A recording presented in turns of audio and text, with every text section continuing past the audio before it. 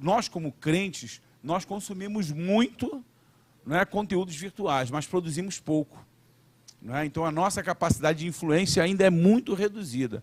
Nós cremos que, com esse advento da fábrica da EBD, a gente vai produzir teologia pura, pentecostal, cristocêntrica, abençoadora, salvífica, olha que são as palavras bacanas, né? Que vai abençoar o povo. E vocês fazem parte disso. Uma fábrica, ela existe com operários e ela produz, as engrenagens delas produzem produtos para consumo. E o que nós produzimos é para ser consumido e também para que vocês possam nos ajudar a produzir. Tá bom? Vai ser sempre um lugar assim da gente construir juntos. Maravilha? Tá bom? Bom, posto isto, essas considerações iniciais, vamos para a nossa aula, que é o mais importante de hoje. Quem vai falar para nós aqui é o professor Alex Rodrigues. Alex Rodrigues, ele é o nosso coordenador pedagógico aqui, foi considerado o instrutor número 1 da Marinha do Brasil, é um pedagogo, é um professor de excelência, é um homem de Deus, e a credencial mais interessante que ele tem é que ele é meu amigo. Meu amigo, né? Para mim é a credencial mais interessante, o cara pode dizer, né? Ganhou tudo, né? Eu vou pedir para o Gilson aqui, também é meu amigo, né? Que também tem outras credenciais aqui, homem de Deus, para fazer uma oração de poder, poderosa. Porque geralmente quando eu peço para fazer uma oração poderosa, eu peço para o pastor Roberto fazer. Mas hoje, como o pastor Gilson está do lado dele, com certeza adquiriu a unção, né? Vai fazer essa oração aqui. Não é verdade? Gilson, por favor. Ora aqui pelo Alex, aqui, abençoe a vida dele. Pais queridos, oremos. Nosso Deus e nosso Pai, no precioso nome do Senhor Jesus, estamos aqui reunidos em Tua presença para Te exaltar, Te adorar e Te glorificar, Senhor, mas também para aprendermos mais da Tua palavra. Para tanto, suplicamos a unção e iluminação do Teu Espírito Santo sobre as nossas vidas, a nossa mente, entendimento, mas também sobre a vida do Teu servo, Alex Rodrigues. Que uma vez mais o Teu servo seja usado como instrumento para descortinar para nós a Tua magnífica, extraordinária palavra. E que uma vez compreendendo-a, possamos Te servir melhor na beleza da Tua santidade. Nós Te pedimos nessa noite, em nome de Jesus. Amém. Graças a Deus. Obrigado, pastor Gilson. Eu fiquei feliz quando eu vejo o pastor Gilson, o pastor Vidal, porque se alguém tiver alguma pergunta difícil, eu sei para quem repassar, né? Já me dá um alívio. Queridos, fomos incumbidos aqui de ministrar a lição de número 8, cujo título é Filipe. E muito interessante falar de Filipe. Eu me sinto muito à vontade por algumas características da vida dele que eu me identifico muito. Mas antes, como de praxe, vamos falar algumas dicas para professores, já que aqui é uma escola bereana. Claro que o intuito é preparar todos aqueles que amam a palavra, compartilhar conhecimento, aprendemos uns para com os outros, como o pastor diz, é um espaço dialógico, dialético. Porém, muitos aqui irão ministrar aula domingo, né? Ou estão fazendo um seminário teológico, então a gente dá sempre algumas dicas para professores, tá bom? Vamos falar das dicas antes de começar a nossa aula. Vamos falar hoje sobre aspectos para apresentação corporal. Muita gente pensa que não é importante, ainda mais nessa época de videoconferências, aula EAD, mas até em aula EAD, videoconferência, já foi notado problemas com algumas coisas que eu vou falar aqui, que chamam até de, viram memes, que são gafes, que às vezes a pessoa não está com uma roupa adequada, uma postura adequada dentro de uma live, etc. Então, não é apenas importante para essa época que estamos vivendo, mas para todo tipo de aula. Professor, tem contato com o aluno, é importante usar o chamado aspectos da expressão corporal. Amém? Vamos falar de alguns, pelo menos 6, que eu considero mais importantes, já que não podemos tomar muito tempo da nossa aula. Primeiro é a aparência. A aparência é importantíssima. Sexta-feira à noite, todo mundo cansado da semana toda. Às vezes a pessoa acorda 3, 4 da manhã. Tem colegas meus do trabalho que moram em Magé, pega a primeira van, 3h40 para ir para o centro da cidade. E às vezes a pessoa está estudando à noite, ou está dando aula. É complicado. Mas pense, se você é o professor, o seu aluno é o cliente. Então ele não tem culpa se você está cansado. se você deu plantão à noite, se você virou, não tem culpa. Você tem que fazer o seu melhor, tem que demonstrar, né, o seu melhor e o seu respeito pelos seus alunos. Então, o primeiro ponto aqui é a aparência. A aparência é importantíssima. Botei até uma imagem ali, né, uma pessoa, né, às vezes sem a maquiagem, com a maquiagem. Se for mulher, lógico. No caso do homem, não vai usar maquiagem, mas vai dar uma penteada no cabelo, fazer uma barba. Ah, se quer usar barba, vai dar uma parada para tirar, né, os pelos no lugar certo, para dar uma melhorada no seu aspecto visual, tá bom? E a aparência tem a ver muito também com a vestimenta que a pessoa usa. Uma vez eu não faço mais esse trabalho, mas uns 10 anos atrás eu visitava filiais que estavam começando para poder montar a escola dominical. Fiz com o Comendador Soares, Sara Coruna, Engenheiro Pedreira, Piabetá 1, Piabetá 2, fiz um monte. E certa feita eu fiz lá a visita para poder montar, ver o espaço físico, a estrutura, quantidade de professores. E veio uma irmã falar comigo. Quando eu olhei a irmã, eu falei, ô irmã, é a senhora que vai dar aula hoje na EBD? Ela, não, eu sou professora daqui das crianças de 2 e 3 anos, vou dar aula hoje aqui nessa sala. Só que a irmã estava de salto alto, vestido de festa, um monte de brinco, argola gigante, toda maquiada. Eu falei, caramba, tem nada a ver com a classe que ela vai ministrar. Não é condizente com o público-alvo. Não é isso? Eu até ela fez, não, me desculpa, irmã, que eu pensei que a senhora dá aula na classe única. Que eu olhei assim.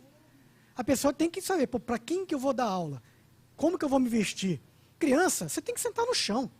Sentar em roda, sentar em almofada, corre, se suja, leva a criança no banheiro. Às vezes corre atrás de criança.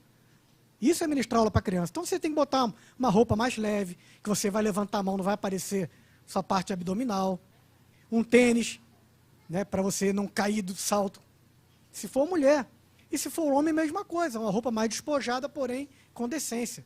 Isso eu dei um exemplo para criança. Mas às vezes até em classe de adulto a pessoa comete erros. Classe de jovem, de adolescente. Imagine eu ministrar uma aula para adolescente de terno e gravata. Ninguém vai me respeitar. Vão assistir obrigado à aula. Só de me ver já vai criar uma barreira. Como é que ministra para... Só um minutinho, Alex, por favor. Eu gostei desse negócio da parte abdominal, de falar barriga. Bacana. Vamos mostrando a barriga, né? É a placa KWG 7925. Que carro é essa, Luiz? Ah, é a Lúcia aqui? A Lúcia. Fácil. Maravilha, pode ir. Amém. Então, queridos, tem que ter esse cuidado. Classe para adolescente é tênis vermelho, colorido, camisa com estampa. Não precisa você se vestir igual um adolescente se você não se sentir à vontade. Eu mesmo não consigo botar aquela calça de sertanejo universitário, que não consegue nem dobrar a perna, prende o sangue, né? Eu não consigo. Mas se você consegue e quiser se adaptar para ser melhor a sua receptividade, ok. Tá bom? Então a aparência é justamente isso, é se preocupar com o seu público-alvo. Segundo ponto, fisionomia. Notem que uma coisa está ligada à outra. Fisionomia é aquilo que eu falei no início, o aluno não tem culpa. Às vezes você é plantão, deu um plantão no hospital, é enfermeiro, e vai dar uma aula no outro dia na escola dominical, domingo de manhã, virado, vem direto do hospital. É um crime você chegar e falar para a turma, gente, estou virado, estou sem dormir, estou muito cansado, me perdoe, perdeu. É melhor não dar aula. É muito mais fácil falar com antecedência com o superintendente da EBD e falar, ó, eu estou saindo de plantão, vou estar cansado, é melhor botar outra pessoa para dar aula. Alguém com disposição, porque eu não tenho condições. Ou, se você tem condições, lava o rosto, penteia o cabelo, bota a maquiagem que for, e vai lá e finge que não aconteceu nada, que você está bem, que dormiu a noite toda. Se o organismo não aguentar, você pede para outro dar a sua aula. O que não pode é você dar uma péssima aula e demonstrar o seu cansaço para os seus alunos. Então, isso é a fisionomia. Terceiro ponto aqui é a postura. A postura também é importantíssima. Ela gera uma credibilidade para quem está falando. Imagina eu ficar 1 hora debruçado aqui no púlpito. Ou sentado, dando aula sentado.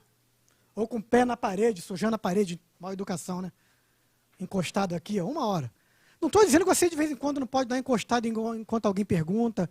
Não é isso. Pode segurar o púlpito, não é isso. É ficar o tempo todo assim. É a sua postura. Eu tenho um problema grave de coluna. Isso é desde pequeno. Minha mãe até me botou na natação para tentar melhorar. Não melhorou muito, não. Mas eu tento me consertar. Quando eu lembro, eu dou uma esticada. Até porque dói as costas. Mas se eu esquecer, eu vou curvando. Aí eu lembro. Por quê? Você ficar com o corpo ereto gera uma credibilidade no que você está falando. Você consegue persuadir melhor, ou seja, demonstrar a importância do que você está falando. Se você estiver todo curvado, despojado, largado, você perde ali o seu poder de persuasão. Tá bom? Então, são 3 fatos interessantes para alguém que vai ministrar. E agora mais 3. Movimentação, contato visual e a gesticulação. Movimentação. Ninguém consegue assistir alguém dando uma aula, às vezes, a manhã toda, num domingo de manhã. Às vezes teve evento na igreja, acabou meia-noite, 1 da manhã. E às vezes o jovem ainda ficou guardando cadeira, mesa. Imagina aí, se você não se movimentar, der uma aula totalmente parado aqui, na posição. Vai dormir todo mundo. E você não vai saber que estão dormindo. E se não dormirem, vão começar a mexer no telefone, no zap. Vai. E você não vai saber o que está acontecendo. Você não se movimenta. Sua aula tem que ser dinâmica. E você vai dinamizar ela através do movimento. Você saber o que está acontecendo. A sala de aula é do professor. Ele tem que saber tudo o que acontece na sala. Só vai saber quando se movimentar. Precisa eu ficar entrando nos corredores? Não. Inicialmente, é importante eu me movimentar lateralmente. E ao me movimentar lateralmente, eu não posso arrastar os pés, que faz às vezes algum barulho chato. Se a superfície for de madeira, então faz aqui. Já viu? Ou às vezes a irmã ou o irmão está dando aula com aquele sapato caríssimo, que tem a madeira que faz clac, clac, clac. Aquilo ali gera um ruído, que é um obstáculo, né, à comunicação. Então você tem que ter cuidado até ao se movimentar. Evitar fazer arrastar os pés e pisar com força, para evitar gerar ruído. Aí eu me movimento, paro alguns segundos, numa extremidade, converso, dou aula. Posso parar um pouquinho no centro, normal, paro na outra extremidade, alguns segundos. Lógico, a ciência, a neurociência diz que 7 segundos já é um tempo ideal. Você não vai ficar contando 1, 2, 3, não precisa. É naturalmente, tá bom? Pode passar um pouquinho ou menos, é a média. Então você, 7 segundos, volta. O importante é ficar mais tempo no centro. Você consegue pegar todo mundo, tá bom? Mas de vez em quando você dá uma caminhada. Agora, se você reparar nessa caminhada, que tem algum ato de indisciplina, ou alguém muito cansado que não está aguentando e dormiu do nada, ou alguém está mexendo no WhatsApp, ou conversa paralela, aí você começa a usar as técnicas sem atrapalhar a aula. Até a década de 80, né, tacava apagador, giz, gritava, acorda esse cara aí, dá um tapão nele aí. Igual no quartel usa até hoje, né, Jesus? Dá um tapa nesse camarada aí, pá! Fica logo assustado. Isso não se usa, joga boot, não. Hoje você mesmo usando a técnica, não precisa ninguém saber. Exemplo, o Fernando está aqui acordadão, me olhando aqui. Vamos fingir que ele esteja dormindo. Eu não preciso falar, acorda, Fernando, vai para a aula, eu vou sabotar minha aula. Então não, eu continuo dando aula normalmente, venho caminhando, olhando para todo mundo, né? Só dele sentir minha voz se aproximando, ele já acorda e vai ficar me olhando. Acabou o problema aí, resolvido. E se ele insistir, eu volto novamente, posso até botar a mão nele aqui, continuo dando aula, certo? Acabou. Não é isso? Posso fazer uma pergunta durante a aula, ele não vai saber responder, eu passo para outro. Aí sim, aí depois de várias técnicas, eu vou ter que expor o Fernando. Ele está dormindo, aí ele não responde. Melquisedeque, por favor, ajude o Fernando. Aí ele já vai, me entregou que eu estou dormindo para todo mundo. Pronto. O importante, se você for dar aula para criança acima de 6 anos, até adolescente aos 17, é você não dar as costas para eles, na volta. Porque você nunca deve dar as costas para o inimigo. Não que eles sejam inimigos, tá? Mas aluno, adolescente e criança, meu irmão, você não pode dar mole. Então você volta do jeito que você entrou, olhando para todo mundo. Sempre. Posso ir pelos cantos, posso entrar nos corredores. Então você vai inibir a indisciplina usando técnicas sem atrapalhar a sua própria aula. Por isso é importante se movimentar. E na movimentação também você tem que ter cuidado com aquela movimentação que a pedagogia chama de pendular. Eu botei o apelido de leão na jaula. Parece que o cara está preso dentro da jaula. Já viu? Bolinha de ping-pong. O aluno não aguenta isso, não. Então você tem que ter cuidado até ao se movimentar. Ok? Outro, que tem a ver com a movimentação. Quanto mais eu me movimento, mais eu tenho contato visual. Se eu ficar parado, eu não vou ter o contato visual, que é um item importantíssimo que complementa a movimentação. Contato visual. Eu tenho que olhar para todo mundo. Tem professor que só dá aula olhando para frente. O outro só dá aula olhando para o ponto fixo lá na parede. Parece que ele tem medo de encarar a turma e olha para o ponto fixo. 1 hora olhando lá. Dando aula olhando para o ponto. Tem outros que, ao movimentar-se, não consegue encarar a turma e olha para o chão. Aí quando chega lá que ele olha. Catando moeda, né? Tesouro. Procurando tesouro. Não. É o tempo todo olhando para o aluno. Não pode perder o contato visual, jamais. A neurociência, novamente, diz que se eu ficar 7 segundos sem contato visual com o aluno, começa a feira. E a feira começa assim, um conversa, outro, aí daqui a pouco, se você parar um pouquinho, tá uma barulheira. Meu Deus, que isso? Eu parei só um pouco. Calma, volta aí, volta. Por causa do contato visual que você perdeu com o seu aluno. Então você tem que encarar todos, olhar sempre a todos os seus alunos. Tá bom? E nesse contato visual, você vai identificar aqueles problemas da movimentação. Tranquilo? Bem, e por último ali eu deixei a gesticulação. Quando você usa um microfone como este, você está prejudicando a sua gesticulação, mas não está impedindo que exista comunicação. É apenas uma barreira, mas você consegue transpor. Repararam na aula que o pastor Ronaldo deu no domingo aqui no templo? Aquele fonezinho moderno, chique. Só ele e a Madonna. Madonna não, deixa eu... Só ele e o cantor melhor aí. Madonna foi ruim. Né? Porque é muito top aquilo ali. Mas veja, você usando aquilo ali, as mãos livres para gesticularem. Quando você gesticula, a principal função é reforçar o que você está falando. Porque a gesticulação reforça a sua fala. Por isso você tem que gesticular durante a aula. Eu aqui só vou ter metade da gesticulação, por causa do tipo do artifício, né? Que é o microfone. Então gesticule.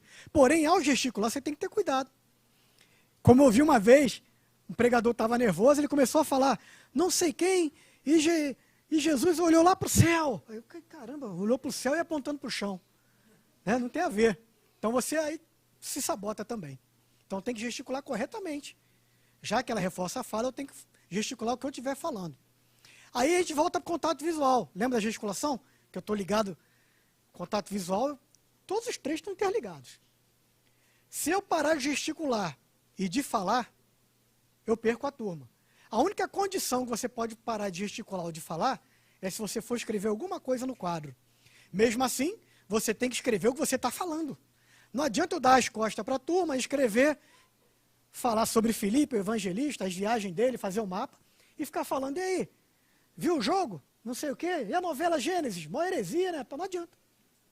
Não adianta. Eu tenho que falar o que eu estou escrevendo. Mapa, viagem de Filipe, a Samaria, que aí eu consigo manter o link com a turma. Se eu escrever uma coisa e falar outra, eu perco também esse link. Então, voltou do quadro, gesticula novamente. Tá bom? A gente faz até uma pequena dinâmica aqui da gesticulação. Como eu botei aqui, ó, fazendo um pequeno coração. Se eu fizer, por exemplo, para os irmãos entenderem, vou tirar o microfone. Minha mãe teve 3 filhos, um menor, um maior e eu que sou do meio. Mas todos nós moramos no coração dela. Eu reforcei a fala. Se eu falasse essa frase sem gesticular, não tinha reforçado. Minha mãe teve 3 filhos. Não tem força. Mas quando eu gesticulo, menor, maior, o do meio, todos nós moramos no coração dela. Eu ganho muito com a minha frase. Né? Então, é a importância de você gesticular. Ok? Bem, como não é uma aula de didática, são apenas dicas. E se você quiser saber mais, eu os convido para fazer o curso de formação de professores, que acontece aqui na nossa igreja anualmente. Ano passado não teve, por causa da pandemia, lógico, mas já está previsto aí para começar final de abril, início de maio. Tá bom? Onde nós vamos ter várias matérias, professores aqui, ó. Então, é um curso abençoado. Cefec, curso de formação de educadores cristãos. Mais na frente aí a fábrica vai lançar ali requisitos, inscrição, etc. Vamos lá. Nossa lição que é muito mais importante. Filipe, ao título, um evangelista para os confins da terra. Confins da terra. Ou seja, não foi só ali para o contexto que ele vivia. Ele não estava preocupado em pregar só para judeu, ou só para onde ele viajou, que são os samaritanos, não. O título faz jus ao ministério de Filipe, que nós vamos ver a partir de agora. O evangelho era pregado apenas em Jerusalém para os judeus. Lógico, estava começando a igreja, estavam se organizando, preparando discípulos para que pudessem fazer a obra. Então ainda estava no começo. Então o evangelho inicialmente era pregado apenas em Jerusalém. Quando a gente começa a ler o livro de Atos, a gente vê ali que eles estavam reunidos, né, em Jerusalém, aguardando a ordem para começar a grande comissão do evangelismo. Porém, a partir daí, uma grande perseguição houve contra a igreja. Grande perseguição. Eu posso dizer para vocês, quando a gente lê Atos do 1 até o capítulo 16, quando no capítulo 16 diz que a partir daí foram chamados cristãos.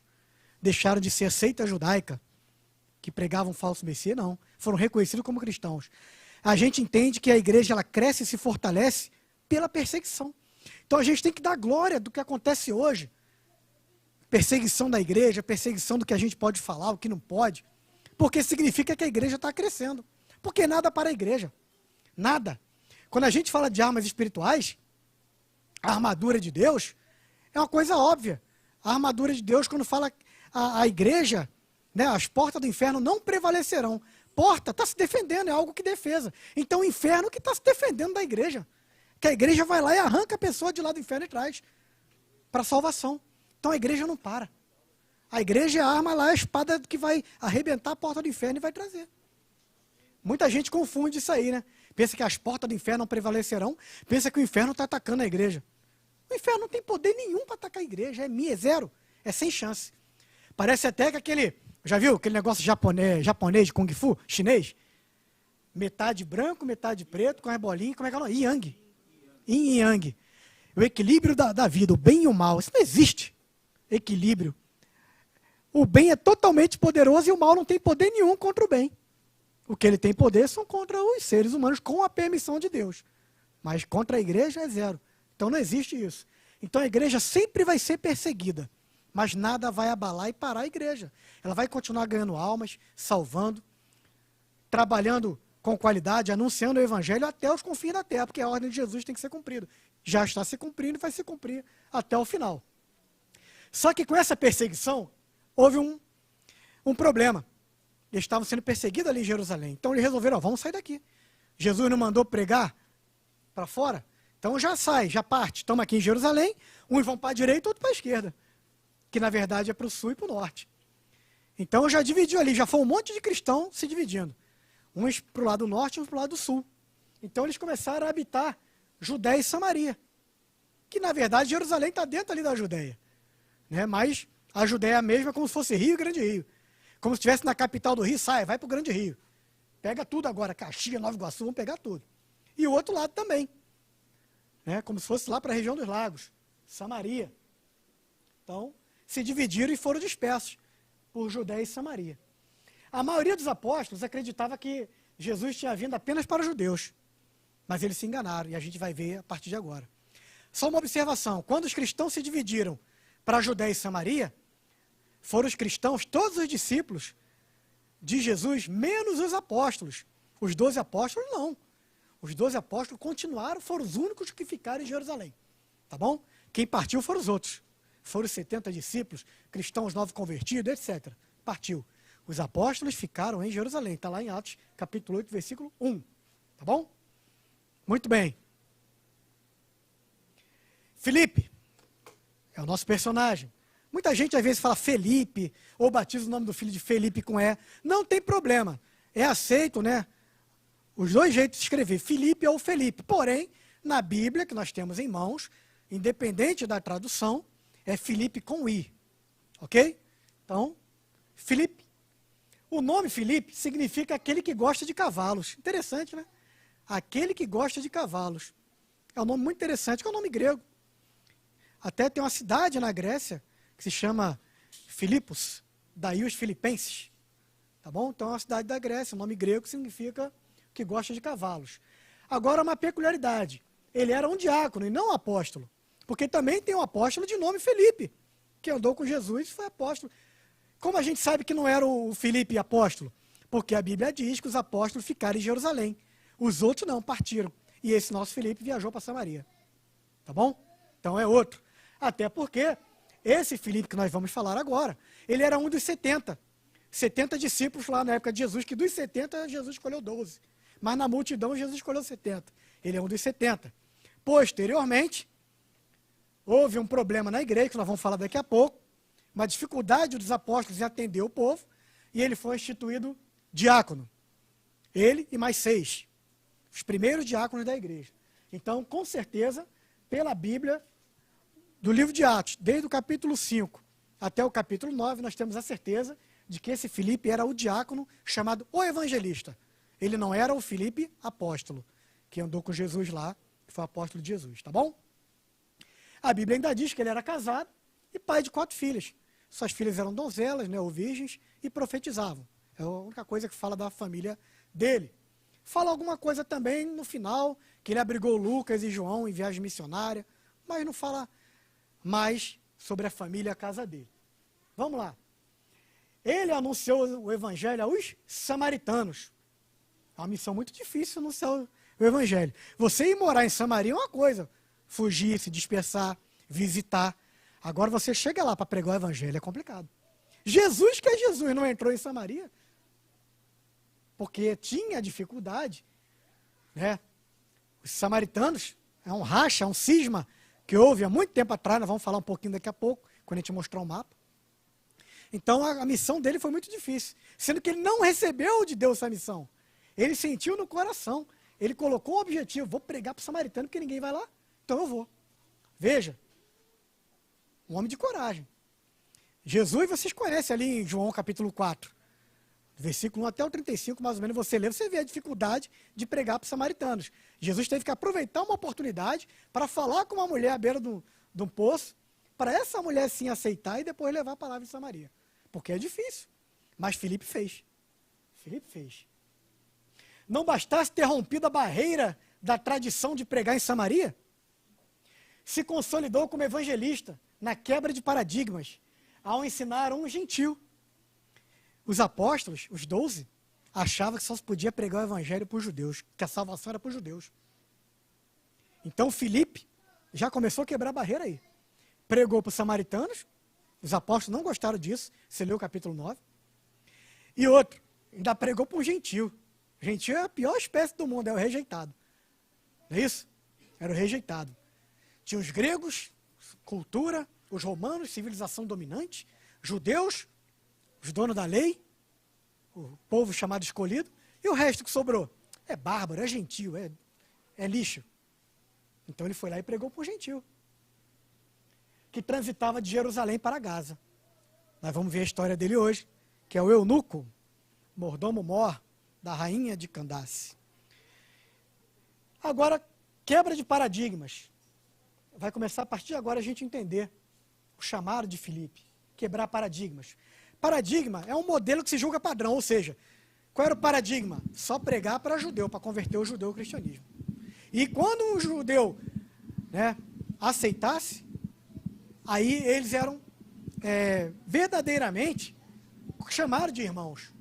Mas se um gentil aceitasse naquela época, ou ia se adaptar à cultura do judeu, circuncisão, etc., ou não era considerado convertido. Era muito complicada essa questão. Por isso ele quebrou o paradigma. Só que tinha uma coisa pior ainda, que os apóstolos, tanto você vê isso nos concílios, primeiro lá, que Tiago liderou o concílio de Jerusalém, para debater essas questões de tradição. Veja, ele quebrou vários paradigmas, vários. E nós vamos ver a partir de agora quais paradigmas foram esses. Paradigma a gente pode chamar também, além de ser um modelo que se julga padrão, podemos dizer que é a falsa crença de que só há e só pode haver uma maneira de fazer as coisas. Quem nunca ouviu falar assim, sempre foi assim por aqui. Você chegou, já quer mudar, chegou agora, já quer sentar na janela? Praticamente foram o que falaram para Filipe.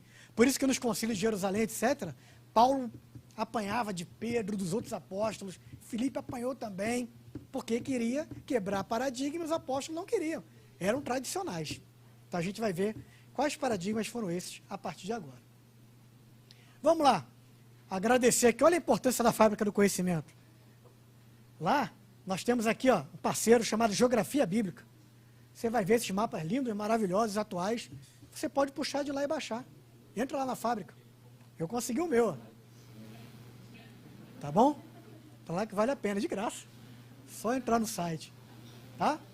Vamos ver aqui o mapa. Filipe o Evangelista. Lembra que nós falamos que ele estava em Jerusalém? Jerusalém Filipe fez parte dos 70 discípulos que foram enviados por Jesus para realizar o trabalho.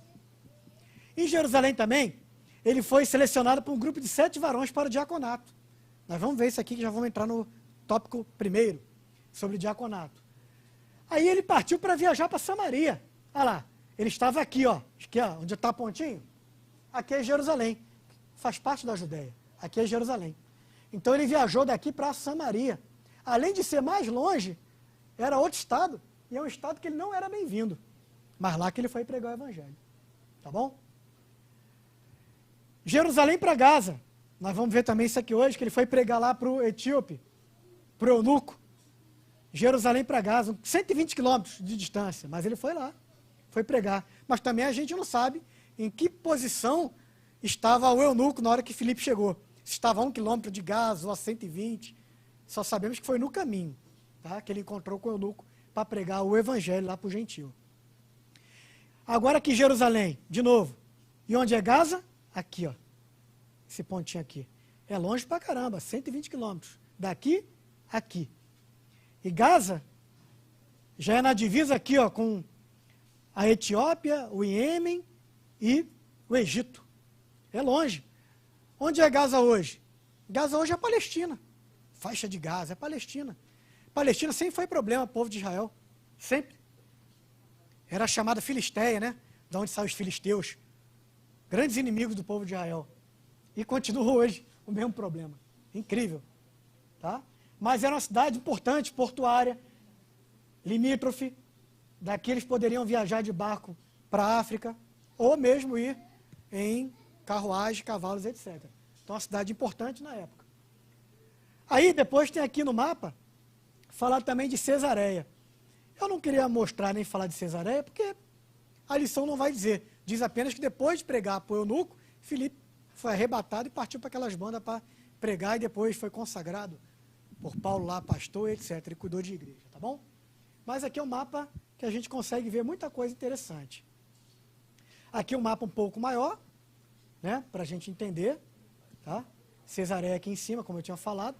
Aqui, apesar de ser Mar da Galileia, Mar Morto, é só o nome, a gente sabe que são lagos. Não são mar de verdade, né? O mar está aqui, ó, Mar Mediterrâneo, tá bom? Pela quantidade de sal que tem nesse lago, ele é chamado de mar. Mas aqui, ó, não tem sal nenhum. Eu não sei por que é chamado de mar. Talvez o pastor Gil, o pastor Vidal, sabe explicar. Não sei porque eles chamam de mar, mas não é mar, tá bom? Às vezes é porque sai água daqui e vai chegar lá, não sei. Um afluente, não sei, tá bom? Então esse mapa aqui é muito interessante, ó. Judeia, Jerusalém, Samaria, tá? Gaza e confim da terra, e vai embora. Atos 1:8, a grande comissão de Jesus deu, né? As instruções finais em Jerusalém para que os discípulos e os apóstolos começassem a pregar o evangelho. E por todo mundo, pregar o evangelho, ser de minhas testemunhas, tanto em Jerusalém, Judeia, Samaria e até os confins da terra. E assim foi feito, interessante. E contra a vontade deles. Eles ainda estavam se organizando para isso, mas pela perseguição já tiveram que ir para Samaria, Judeia, e aí começou. Mesmo contra a vontade dos apóstolos, tiveram que cumprir a palavra de Deus. Atos 1:8, chamada Grande Comissão. E a gente tem que fazer a mesma coisa hoje, mesmo contra a vontade. Não adianta ficar preso em Jerusalém, que é aqui na nossa igreja, em comunhão com os irmãos, é importante. Agora, um sal, nós somos sal da terra, somos luz do mundo. Um sal não vai salgar ninguém dentro do saleiro. Tem que sair do saleiro para salgar o alimento. Se não sair, não balançar e não sair. Por isso é importante, sai e vai pregar o evangelho. Tem muito crente hoje pregando evangelho para crente. Grupo de WhatsApp que eu recebo de mensagem pregando o evangelho para mim. Só que as pessoas que pregam para mim não têm coragem de pregar para o ímpio. Isso que é interessante, mas prega para mim todo dia. Versículo do dia, irmão, pá. Eu falei, eu sei, glória a Deus. Prega para uma pessoa que precisa também. Não que eu não queira, mas prega para alguém que precisa. A gente tem que sair do saleiro. Tem que pregar o evangelho. Sai de Jerusalém. E onde eu começo? O Judeia é mais pertinho ali, não é? Então começa por Judeia, está dentro da sua região, o seu bairro, os seus vizinhos, pessoas que vão te ouvir se você falar. São da mesma, né? Fazem parte da mesma situação socioeconômica, muitas das vezes, mesmo contexto social. Então é mais fácil de te ouvirem. Você tem liberdade para falar, prega na Judeia. Mas não é só na Judeia também não. Saiu da Judéia, já pregou para a família, pregou para os parentes, agora eu vou pregar para mais longe. Às vezes até quem não gosta de mim não fala comigo, eu vou pregar, samaritanos. Prega em Samaria. A ordem de Jesus não foi, não pregue em Samaria, pula. Não, pregue em Samaria. Então você também tem que pregar para quem não gosta de você, para quem te xinga, quem te chama de Bíblia, de crente, de que você virou maluco, porque se converteu. Você tem que pregar para ele também. Tem que amar e pregar para converter. Porque as coisas que você falava, eu também chamava crente de maluco. Eu falava que o pastor roubava dinheiro. Mas quando você se converte, que o Espírito Santo habita em você, você muda. Então você entende que aquela pessoa não fala por mal. É por pura ignorância. Você também já foi ignorante. Então você também tem que pregar em Samaria. E depois, com o fim da terra, onde você vai pregando. Está em viagem, está de férias, está passeando, está no trabalho, na faculdade. Não estou dizendo para você ficar pregando o dia todo no trabalho. Você é pago para produzir. Senão você vai mandar embora, por justa causa. Agora vai ter oportunidade para você pregar. Às vezes, para o seu chefe que não gosta de você, vai ter sempre uma oportunidade. Aí você tem que aproveitar.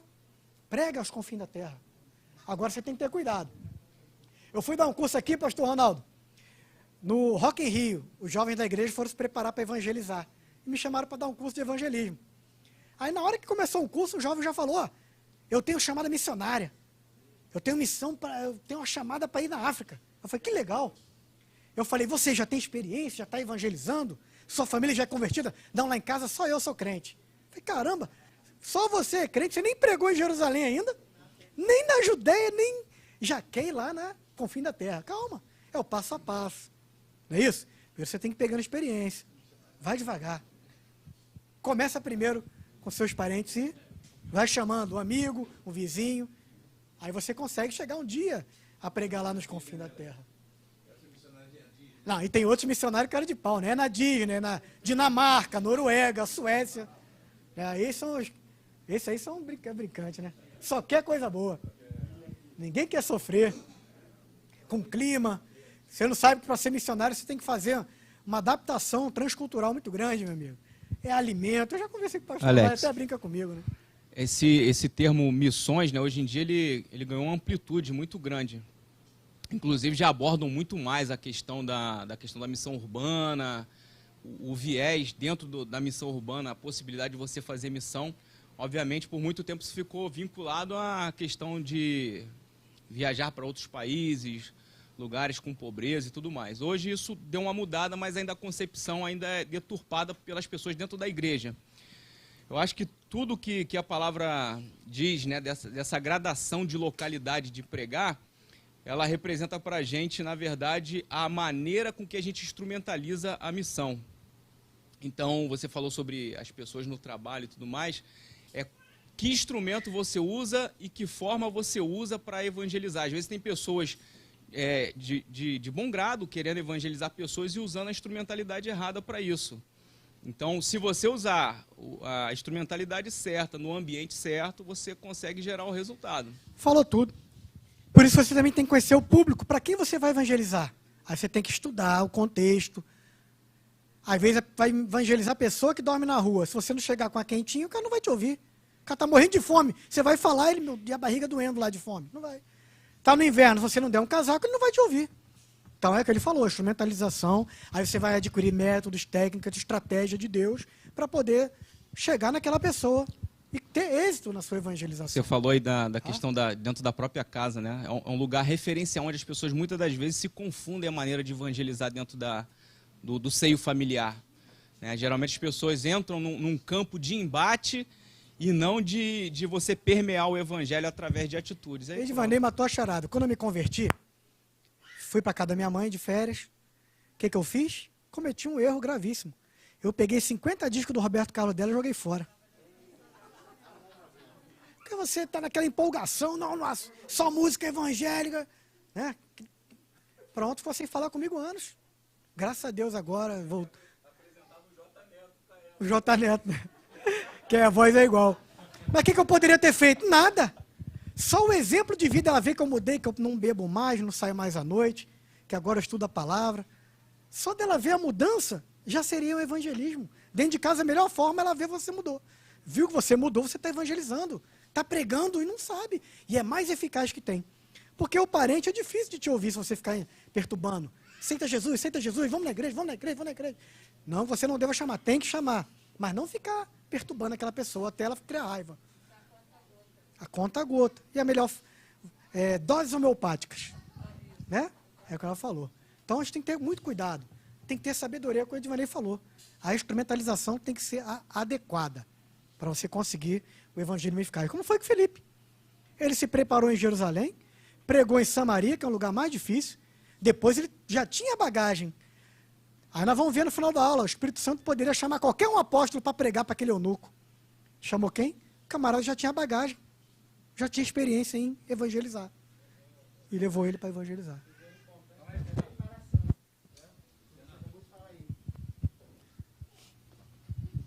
Não só reforçando o que você falou, uma palavrinha chamada preparação é a chave. Preparo. Né? É você saber as ferramentas, saber o instrumento, entender o seu chamado, como você vai abordar aquela pessoa, né? Qual é o perfil, né, daquela localidade, daquele bairro, daquela missão que você está desempenhando ali. O pastor Silas até ele fala muito sobre isso. Conheça o bairro, saiba quais são a região ali, quais são os espíritos ali, os demônios que estão ali naquela região, para você saber combater. Perfeito. Então, a preparação, que foi o que o Filipe fez, e aí ele foi crescendo gradativamente, é fundamental. Veja, não que você não deva evangelizar. Aceitou Jesus, já está apto. Só que, não a fazer evangelismo de massa, estratégico, aí são com equipes mais experientes. Você vai colar com essas equipes para ir aprender devagar, pegar experiência. Mas para pregar para qualquer pessoa, você já está apto a decorar um texto-chave, João 3,16, que é o textório da Bíblia. Todo crente tem que saber alguns textos-chaves. Né? Deus amou o mundo de tal maneira. Texto áureo, texto de ouro da Bíblia. Texto que, se não existisse Bíblia só com esse texto, você plantaria a semente no coração e, posteriormente, alguém poderia se converter. Só de você citar esse versículo. Então, tem outro versículo que você tem que entender para poder evangelizar. Tá bom? Vou distribuir um panfleto. Não adianta dar um panfleto com 500 caracteres. Texto gigante. Nem você consegue ler, imagine quem está recebendo na rua. É um texto curto, objetivo, eficaz, e você tem que dominar o que está escrito ali. Então é bom. Por isso que é bom fazer o preparo que o nosso professor Fernando falou aqui. Prepara tudo. Para todas as coisas, preparo, planejamento, plano. Ok? Aqui, meu irmão. Quando o senhor falou aí, eu até conversei com o pastor mais cedo e falei com ele. Eu fiz um trabalho evangelístico lá dentro do presídio da Água Santa. Mas por que eu voltei lá para fazer isso? Porque eu sou oriundo de presídio. Eu estive lá dentro, vivi aquilo lá dentro. Então, o que acontece? Quando eu soube que tinha esse trabalho na igreja lá na ilha, eu me ofereci. Poxa, deixa eu ir com vocês. Aí expliquei a minha situação para eles. Na hora eles me aceitaram, eu fiquei lá uns 2, 3 anos lá dentro, fazendo um trabalho. Qual o nome do irmão? Jaime. Irmão Jaime, eu faço esse trabalho de presídio há 17 anos. É ótimo. Pastor Ronaldo. É bom demais. Nós fomos várias vezes, vários presídios de Bangu, né, pastor? Se o irmão quiser, eu lhe apresento a nossa líder, que é a dona Leda. Vou ficar muito feliz. 17 anos fazendo esse trabalho. Poder fazer. Muito bom, tá? De evangelizar nos presídios. Mas vamos lá. Como judeu helenístico, Filipe era um judeu helenístico, ou seja, o próprio nome já diz, ele era grego. Ele fez a ligação entre a igreja de Jerusalém e as regiões vizinhas. Olha a importância desse camarada, a gente vai ver. Filipe era conhecido como evangelista, também possivelmente para distingui-lo daquele outro Filipe apóstolo. Mas ele era conhecido como evangelista porque ele pregava o evangelho mesmo. Só que ele era diácono, e a gente vai ver daqui a pouco como que ele era diácono e era evangelista, ou se pode diácono evangelizar. Vamos ver. Filipe foi um dos primeiros seguidores de Jesus e um dos 70 discípulos, já vimos. E ele foi escolhido pelos apóstolos para o diaconato. Quando a gente lê lá Atos 6, do 1 ao 6, a gente vai entender agora por que foi instituído diáconos na igreja e que Filipe foi um desses escolhidos. Vamos lá. Sabemos, quando a gente lê Atos capítulo 6, que a obra começou a ficar grande. Muita gente se convertendo. E a obra não é só evangelizar, é cuidar, discipular. E o cuidado naquela época era mais difícil. Muita gente morria de doença, morria nas guerras. Então a quantidade de viúvas e órfãos era muito grande. E tinha que cuidar daquelas pessoas. O amor de Jesus é isso. Tinha que cuidar. E estava difícil para os apóstolos preparar culto, evangelizar, pregar, viajar, ainda cuidar de órfãos e viúvas. E servir mesa de Santa Ceia. Estava difícil. Então Deus tocou no coração dos apóstolos para que ele tivesse a estratégia de escolher no seio da igreja alguns irmãos com requisitos especiais para fazer esse trabalho, servir mesa. E nesse trabalho, tinha alguns requisitos fundamentais, que hoje, na gestão de pessoas, chama-se, tem um nome até bonito, competências técnicas e comportamentais. Se você for mandar um currículo hoje, você vai ter que botar isso aqui agora, é coisa moderna. Não sei se alguém já fez algum currículo moderno e viu lá. Quais são as competências técnicas, comportamentais, né? Seus requisitos para a vaga. É o que aconteceu na época. Tinham requisitos. Esses são os requisitos que estão lá em Atos, capítulo 6. Somente no versículo 3 já diz um monte de requisitos. Então, um versículo, olha a riqueza. Um versículo traz todos os requisitos básicos para ser instituído como diácono. Primeiro, irmãos. Então, tinha que ter a mesma fé. Se não fosse da mesma fé, não poderia servir mesa e nem cuidar de viúvo e de órfão. E nem outros trabalhos inerentes ao diácono. Ali são os principais, mas tem vários trabalhos. Hoje em dia, então, vários trabalhos com o diácono. Outra condição, entre vós. Então, tinha que ter comunhão. Entre os irmãos ali, ó, no seio deles, tinha que estar em comunhão, tinha que ter um relacionamento com a igreja sério, um compromisso, comprometimento. O problema é que hoje tem muita gente que está envolvida na obra. Eu, às vezes, parei até com isso porque eu ficava triste. Então, para não ficar triste, você evita. Eu ficava ajudando ali na secretaria, Sepúlveda, final do culto. Eu ficava ajudando. Aí chegavam as pessoas no final. Irmão, quero saber o que está acontecendo. Me batizei tem 6 meses e meu cartão de membro não está pronto. Com autoridade, isso parecia que ia bater na gente. Aí eu fiquei pensando, será que eu estou dando mole? Esse cartão tem desconto em alguma loja? Que é uma briga para esse cartão. 35 anos na igreja não fez o meu cartão.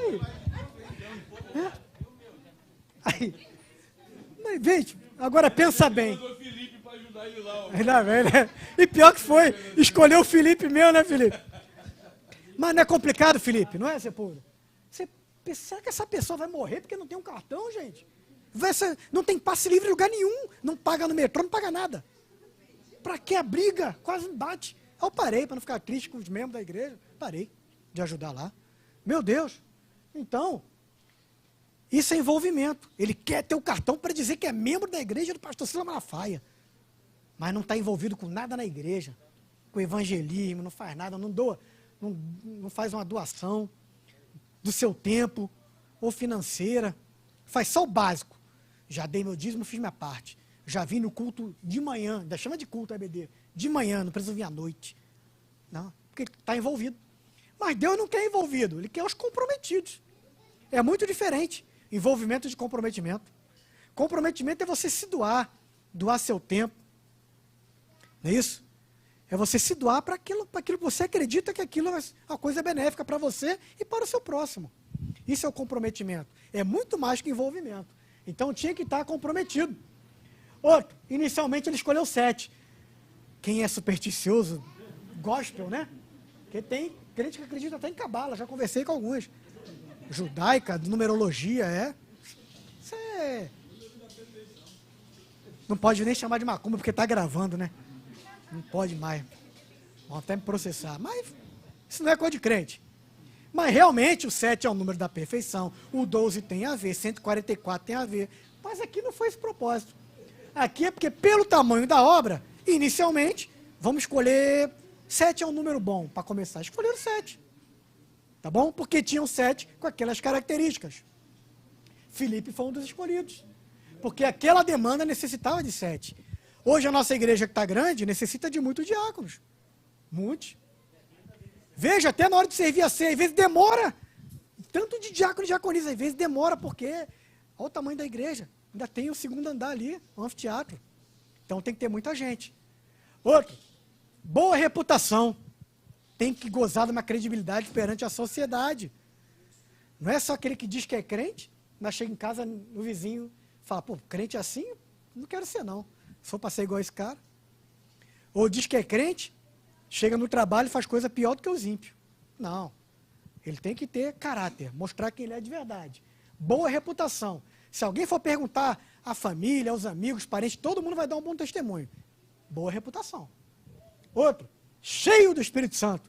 Não é pouco, ou com o Espírito Santo, ou com algum. É cheio. É igual esse copo aqui, ó. Esse copo. Meu, que eu estou com água aqui. O que é o cheio do Espírito Santo? Um dos símbolos do Espírito Santo é a água, né? Tá cheio. Se eu for jogar alguma sujeira aqui, um suco, água suja, água poluída, água da SEDAI com geosmina, alguma coisa, vai entrar nesse copo? Por que não vai entrar? Porque está cheio. Por isso tem que ser cheio do Espírito Santo. Viu? Outro, com sabedoria. Olha só, um versículo, 3 de Atos 6. Com sabedoria. Tem muita gente inteligente, mas que não é sábio. Como a gente prova isso? Grandes cientistas. Eu vi um filme um dia desse, Stephen Hawking, né? Físico. Cara inteligentíssimo, mas não tem sabedoria nenhuma. Se tivesse, aceitava Jesus. Isso é óbvio. Mas é inteligente, não é, ninguém nega. Sabedoria é você usar aquela inteligência para o bem comum, em prol dos outros, em prol de você, para a sua salvação, para a sua família, etc. É ser sábio. A gente, vou nem falar mais, a gente teve um trimestre para falar só de sabedoria.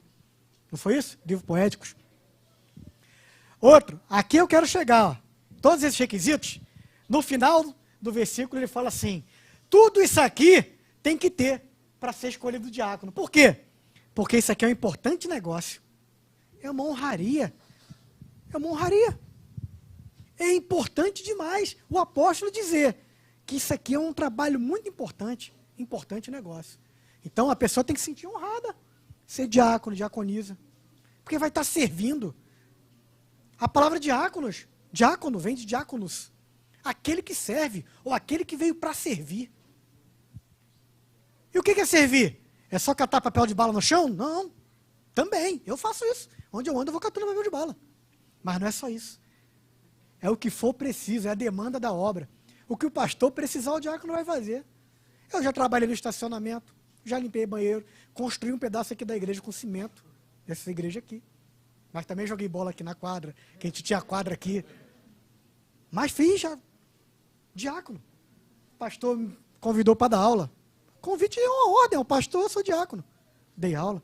Às vezes me convidam para pregar, eu prego. Mas sou diácono. Eu sei que eu não sou pastor. Mas o diácono não faz só aquele papel. Ele faz o que a igreja precisa, o que o pastor, que está acima, né, hierarquicamente no reino dos céus, vai mandar ele fazer, ele faz. É isso que o diácono faz. Ele veio para servir em todas as áreas que precisar. Amém? Aí, não bastasse isso, o apóstolo Paulo deu algumas instruções complementares. Ele atualizou essa lista. Tem essa lista e ainda botou mais coisa para ser diácono. Instruindo lá o pastor Timóteo, que ele botou fixo na igreja. Ele, diácono tem que fazer isso, né? Então agora vai ter que fazer mais coisa ainda. Porque ele é exemplo. Aí ele colocou lá, 1 Timóteo capítulo 3, versículo do 8 ao 12. 4 versículos.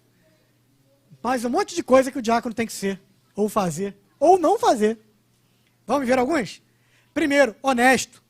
Por que será que ele enfatizou isso? Se é boa reputação, por que Paulo ainda botou honesto? Porque tem gente que gosta de boa reputação, todo mundo acha que ele é uma coisa, mas aparência, mas por trás ele não é. Tem isso aqui. Ninguém está vendo, mas Deus está vendo, amigo. Pronto, perdeu. Deus vê tudo, onipotente, onisciente, onipresente, está em todo lugar, tem todo o poder e sabe de todas as coisas. Então tem que ser honesto, de verdade. Você pode enganar todo mundo, sua família, os membros da igreja, o pastor, todo mundo. Ninguém é onisciente, mas Deus e você não engana. Então tem que ser honesto. Tá? Não de língua dobre, ou dobre. O nome dobre já diz, né? Duas. A língua tem duas funções. Lê lá, Tiago. Tem duas funções. A gente tem que usar ela só para uma função. Então não pode ser dobre. Tem que ser única função. Abençoar. Tiago diz que a língua é uma flecha inflamada. É um chicote. Então ele pode tanto abençoar como amaldiçoar. Tem gente que uma palavra que dá, manda alguém para o inferno. A pessoa se desvia e vai embora e morre. E morre e vai para o inferno. Porque você falou uma palavrinha para ela que magoou. Olha o perigo da língua. Então o diácono não pode ter língua dobre. Falar coisa boa e coisa ruim. palavra do crente é sim, sim, não, não. Acabou. Falar a verdade e palavra para abençoar os outros. Nada para amaldiçoar ninguém. Então não pode ter língua dobre. Não dados a muito vinho. Veja aqui essa palavra muito. Claro, naquela época não tinha a quantidade de bebidas que tem hoje. Hoje o crente pode escolher se quer Dolly, se quer Coca-Cola, né? Se quer Toby. Toby é bom para diácono, né? Toby. Todo obreiro bebe isso, Toby. Né? Você pode escolher várias bebidas. Mas na época ou era água ou era vinho, né, meu irmão? Ou um chá. Chá é mais para quem era da Ásia, da Arábia. Só tinha isso. Então, o pessoal bebia vinho, Jesus bebia vinho. E não é suco de uva que a gente bebe na ceia, não. Vinho forte, fermentado. O problema aqui não é beber o vinho, muito vinho. Porque a quantidade de álcool um pouquinho elevado já, você já não fica mais nas suas condições normais de sanidade. Então, tem que ter cuidado com isso, tá bom? Então, não dados a muito vinho, não cobiçosos de torpe ganância. Tudo que é torpe é ruim. A torpe ganância, palavra torpe, quer falar palavrão, coisa ruim. Torpe é ruim. E ganância a gente já sabe o que é. Então não pode ser cobiçoso. Puxar tapete do outro, para crescer na igreja ou crescer na empresa. Derruba um para você conseguir ganhar o cargo. Não pode. Veja, tudo que a gente fala é coisa que às vezes a gente vê em outras igrejas, né? Outras. Tudo errado. Aí fica assustado, né? É porque são seres humanos, somos seres humanos. A gente erra mesmo. Mas a gente sabe que está errado, porque tem as instruções certas. Tá? Guardando o ministério da fé na consciência pura. A Bíblia diz que para entrar no reino dos céus tem que ser como criança. Criança é pura, inocente. Então, mais que você sabe distinguir o certo do errado, você sabe que para entrar no céu, você vai ter que estar certo. Se fizer coisa errada, tem que pedir perdão, senão você vai ficar, não vai subir com Jesus. Olha aqui que coisa interessante. Primeiro provados. Depois de ser provado, sirvam se forem irrepreensíveis. Minha esposa não gosta que eu fale, mas não vou dar o nome não, pode ficar tranquila, que ela acha que vão me processar. Eu era criança, meu avô era de uma igreja famosa, de um apóstolo, muitos anos atrás. Aí meu avô se converteu, novo convertido. No domingo que ele se converteu, ele me convidou para a igreja, eu e a minha família, e falou que era diácono. E ganhou da igreja um broche lindão, eu guardo comigo, está lá comigo, que é prova, né? De prata, escrito diácono. Eu, caramba, eu não sabia o que era, não era crente. Hoje eu entendo. E meu avô ainda falou assim, ligue a televisão domingo de manhã, no canal 9, que eu vou estar no primeiro banco. Eu falei, caramba, aí vai ter diácono que está sentado, que não fez nem discipulado, nem se batizou ainda, é diácono. Aí depois você entende, né? Meu avô foi um dos maiores comerciantes de Bangu. Na loja de bicicleta, ele tinha uma rede de bicicleta do lado da delegacia, não sei se alguém conhece aquela loja ali. Né? Aí eu fui entender porque que meu avô foi botar diácono. Mérito, né, meu? Isso tem acontecido muito, rapaz. Muito, isso é triste, né? O cara ele é diácono, bota esse cara como diácono logo aí. Depois, pô, esse cara é pastor, rapaz, pode perder esse dízimo desse cara aí não. É complicado. Muito complicado, é triste. Mas acontece, a gente vai negar. Anda por aí para você ver os absurdos. Não é melhor nem andar, porque eu já andei e quero andar mais, melhor ficar aqui mesmo. Assusta, tá? Mas primeiro provado. Tem que ter um tempo ajudando, auxiliar de trabalho. Se você servir, for irrepreensível, for dedicado, comprometido, não faltar, ficar estudando, lendo a Bíblia, aí sim você vai ser observado e vai ser chamado para diácono. Não pode queimar etapa. Se queimar etapa, alguma coisa vai dar ruim lá na frente. Como dá ruim muito. Marido de uma só mulher. Vou nem falar isso aqui, né, meu irmão? Vou nem falar. Aqui o pastor passa logo o rodo, meu irmão. É igual aquele pastor lá que leu sem o acento, né, sem a vírgula de Oséias, que ele deitou com a mulher do amigo, porque estava escrito, deita com a mulher do teu amigo. Lembra disso? Passou na reportagem da Globo, no Fantástico, há uns 15 anos atrás. Adultera com a mulher do seu amigo. Era para ser mulher adúltera. Eita, vamos lá. Que governe bem seus filhos. Aí o camarada é consagrado diácono. Escola dominical. Ele vem. Mas os filhos ficam em casa, na internet. Não traz ninguém. Como é que pode? Como é que foi diácono? Nem a família dele vem na igreja. Na EBD, que é para blindar a família, ele não traz. Ele não governa a casa dele, vai governar as coisas da igreja. Cuidar do departamento, auxiliar, não pode. Esse camarada não pode nem ser auxiliar de trabalho. Só se ele trouxer os filhos, todo mundo. Se não quer vir, vem arrastado, meu irmão. Acorda todo mundo, joga água gelada, gritando, reclamando, a hora, e vem todo mundo. Meu irmão, não é nem... Que governe bem seus filhos, que governe bem sua própria casa. O camarada não governa a casa dele, não tem controle de nada, não sabe nada que está acontecendo, é uma bagunça. Aí quer dirigir coisa aqui, quer tomar o lugar do irmão que está dirigindo para ele assumir ainda. Nem a casa dele ele governa. Perdeu. Então, ó, o complemento de Paulo àquela lista lá de Atos. Então é muito requisito para ser diácono, né? Filipe foi chamado diácono. Tá bom? Eu posso falar para os irmãos que eu sou feliz em ser diácono. Fui consagrado diácono vai fazer 20 anos. Pelo pastor José Santos. Que quem não conviveu com ele, pensa que é só uma estação de BRT, né? Mas não. O homem de Deus. Botou a mão na minha cabeça lá e me consagrou diácono. Eu sou feliz, graças a Deus. Se eu tenho esses requisitos, inclusive na época, a maioria não tinha. Mas Deus ali entendeu que um dia eu estava me aperfeiçoando, melhorando cada dia mais, como ainda estou. Tá bom? Tá? Não, até por isso, eu sei que é de Deus, porque tem nada e foi consagrado, então é de Deus mesmo, né? Não é de homem, não. Vamos lá. O ministério diaconal não é como um plano de carreira secular. Tem diácono que pensa assim, poxa, eu quero ser pastor, eu tenho chamada de pastor.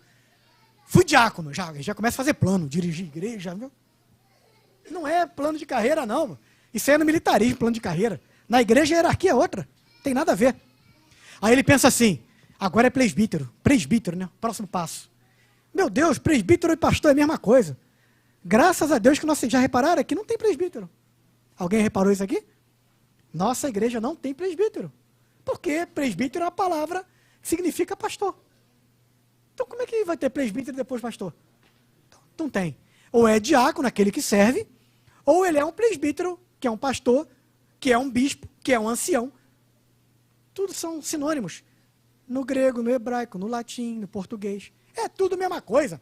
Pastor, presbítero, bispo. A diferença é que um pastor presidente é chamado de bispo.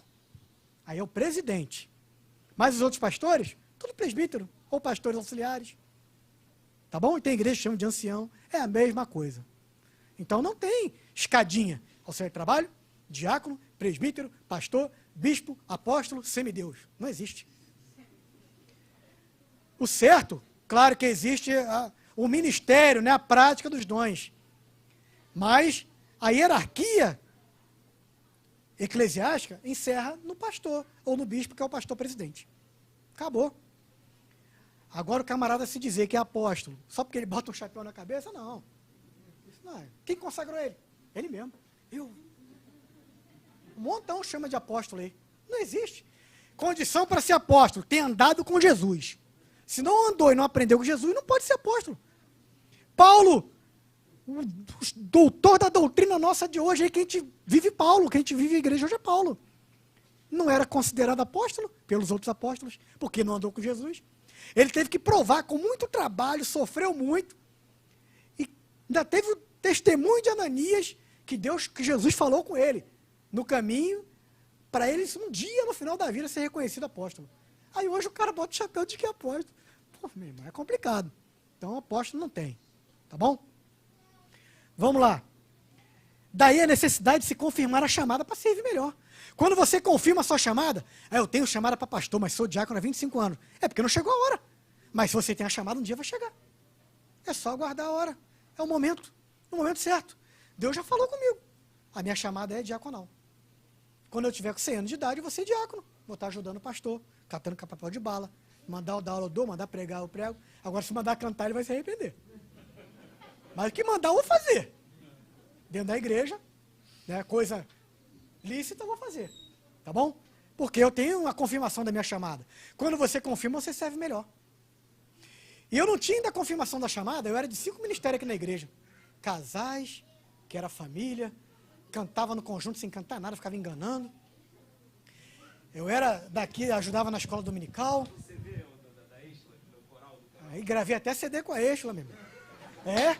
Fiquei lá fazendo as mímicas, clipe e tudo. Aquele CD, qual é o nome do CD, Mônica? Que a gente gravou com a Exla? Até Tocar o Céu. Terremoto, gravei um monte de, tá lá. Tô no clipe também. Ainda bem que tinha um monte de voz mais forte do que a minha lá, né? Tem aí, eu tumultuava. Eu fazia isso aí. Eu era de um monte de coisa. Quando eu confirmei minha chamada para diácono, opa, vou largar tudo e vou ser diácono. E onde estão precisando mais de diácono no momento? Escola dominical. É onde tem algumas competências técnicas e comportamentais, onde o pastor me aproveitou. Então, eu me dediquei à escola dominical, porque eu já confirmei. 1 Timóteo 3,13, Atos 21,8, fala disso aí, dessas duas coisas. Das duas coisas. A necessidade de confirmar a chamada, e Paulo diz que esse aqui é um versículo, uns serão diáconos por toda a vida. Só que ele diz ainda a coisa melhor. Ele diz que terá recompensa para ser diácono a vida toda. E um monte de coisa boa de recompensa. Galardão, coroa da vida. Né? Então vale a pena. Se você tiver a chamada para diácono, você morrer diácono. Se você tiver para pastor, vai chegar a hora de ser pastor. Tá bom? Vamos lá. A partir de agora, é menor o conteúdo. Filipe, o evangelista em Samaria, porque nós já falamos alguma coisa, já mostramos inclusive mapas. Samaria, em virtude da perseguição, já vimos que o objetivo foi levar o evangelho. A palavra evangelho é anunciar boas novas, né? Evangelho, boas novas. Do grego, evangelion. Não é uma palavra de crente, de cristão, nem de judeu. Evangelion é uma palavra grega de 2000 anos antes de Jesus. Quando ganhavam batalhas, terras longínquas, os gregos mandavam mensageiro na frente para preparar a cidade, acalmar o povo, preparar a festa, a bandeirinha. Então ia alguém na frente gritando evangelion. Ou seja, boas novas, ganhamos a guerra. Nós adaptamos essa palavra porque para a gente boas novas é Jesus, né? Não tem coisa melhor para a gente do que Jesus. Então o evangelho é anunciar Jesus. E ele anunciou para o samaritano que também esperava o Messias, mas em outras condições. Samaria não tinha direção do alto, estava doente, cativa, como as cidades estão hoje aqui. Cidades, bairros, todo mundo doente, cativo, não tem direção do alto. Tem ao contrário, a direção é do inferno. Os políticos que dominam aí, tudo roubando, ladrão. Então está tudo doente. Nossas cidades hoje estão igual Samaria na época. O resultado do processo da pregação de Filipe, multidões atendiam unânimes o que ele falava. O que ele falava, as pessoas que não gostavam de judeus prestavam atenção e faziam o que ele falava. Por causa do Espírito Santo. Não era ele que estava falando. E outro Espírito Santo também estava amolecendo os corações. A manifestação da graça de Deus veio em forma de mensagem, de libertação e cura. Foi o que ele foi fazer naquela terra. E a gente tem até versículos que falam isso aí. Né? Antes de Filipe chegar, Samaria estava sob influência de um mágico chamado Simão. Lê lá, capítulo 8, versículo 9 ao 13. O mago Simão. É ele que mandava na cidade. Há muitos anos que ele falava, todo mundo acreditava. Macumbeiro violento. Então a missão de Filipe era mais difícil, que era derrubar aquilo ali. Ó. Aqui na Penha, próximo à nossa igreja, antes da nossa igreja se tornar a igreja grande, tinha um mago aqui que era violento, que vinha gente do mundo todo se consultar com ele. Alguém sabe quem eu estou falando? Quem era? Doutor Fritz. A igreja chegou, meu irmão. Precisou ninguém entrar na justiça, nada. Tum, o diabo saiu. Acabou. Acabou esse papo do Doutor Fritz. Era reportagem na Globo, Globo Repórter, Doutor Fritz. É isso que eu ia falar, complementar, né, Tião? Tá? Olha só, ele enganava todo mundo. As pessoas iludidas ainda falavam que era poder de Deus, igual o Doutor Fritz, né? Fui curado por Deus. Só que o Doutor Fritz curava o olho, passava um mês, a pessoa voltava lá com tumor na costela. O diabo faz assim, né? Vai enganando. Quem cura é Jesus, rapaz, só. Filipe chegou, Samaria, proclamou desafiadoramente o evangelho. Não deu importância para Simão. Não ficou debatendo com um macumbeiro. Pregou o evangelho. Então, acabou o problema. Olha lá. As boas novas tiveram credibilidade. Os homens e mulheres iam se convertendo e sendo batizados. A igreja crescendo, ó, em meio à perseguição, a igreja se crescia e fortalecia. Até Simão, leia lá no versículo 13, desistiu da magia, abandonou a fraude, abraçou a fé e foi batizado. Até o macumbeiro, sem precisar ninguém entrar em embate com ele. Olha a maravilha do evangelista pregando a palavra lá em Samaria. Aí a gente tem que entender um pouquinho rapidamente de Samaria, né? 722 anos antes de Cristo, a Síria capturou Samaria. A gente sabe, né? Após problema lá com Salomão, o reino dividiu com Roboão, Jeroboão, deu aquele problema, tudo bom, né? Então deu um problemão. Houve um cisma das tribos. 10 tribos para um lado, o reino do norte.